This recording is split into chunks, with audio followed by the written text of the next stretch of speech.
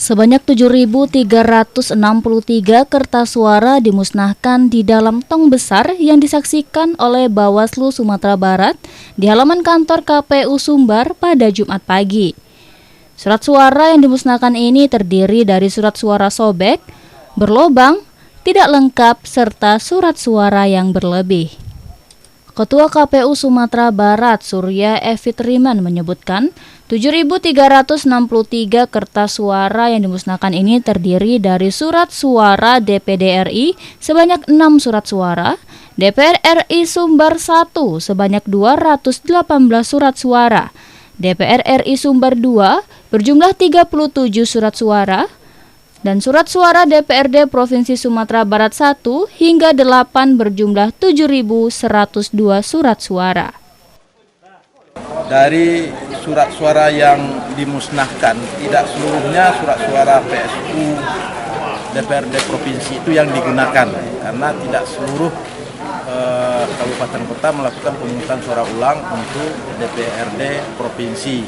Artinya masih utuh untuk beberapa dapil, sehingganya yang dimusnahkan itu untuk dapil Sumatera Barat 1 untuk surat suara PSU DPRD Provinsinya sebanyak 739 surat suara, untuk surat suara PSU DPRD Provinsi Sumbar 2 sebanyak 791 surat suara, kemudian untuk surat suara DPRD Provinsi Sumbar 3 untuk surat suara PSU-nya Sumbar 4 sebanyak surat suara PSU daerah pemilihan Sumatera Barat 4 sebanyak 554 surat suara sisa yang dimusnahkan.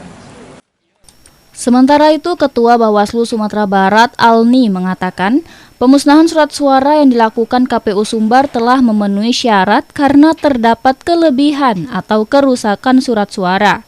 Untuk itu, KPU Sumbar harus melakukan pemusnahan terhadap surat suara tersebut. Kan kewajiban dari undang-undang ya, sesuai dengan keputusan KPU secara teknis ya, dalam keputusan 66, termasuk juga dalam peraturan KPU 25 tentang pemungutan suara. Apabila ada kelebihan surat suara pada sehari sebelum pelaksanaan pemungutan suara atau penghitungan suara, maka penyelenggara pemilu memusnahkan surat suara ini. Karena ini bagian dari kewajiban, besok insya Allah sesuai dengan SK yang sudah dikeluarkan oleh masing-masing KPU kabupaten kota di 12 kabupaten kota, bahwasanya dilakukan pemungutan suara ulang. Dan karena ada juga tanggung jawab dari KPU Provinsi yang menyiapkan surat suara dan sudah dilakukan kewajiban mendistribusikan kepada kawan-kawan di tingkat KPU kabupaten kota, maka sisa dari surat suara ini wajib dilakukan pemusnahan.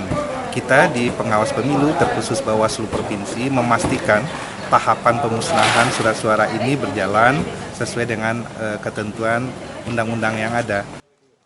Musli Febrios, Padang TV.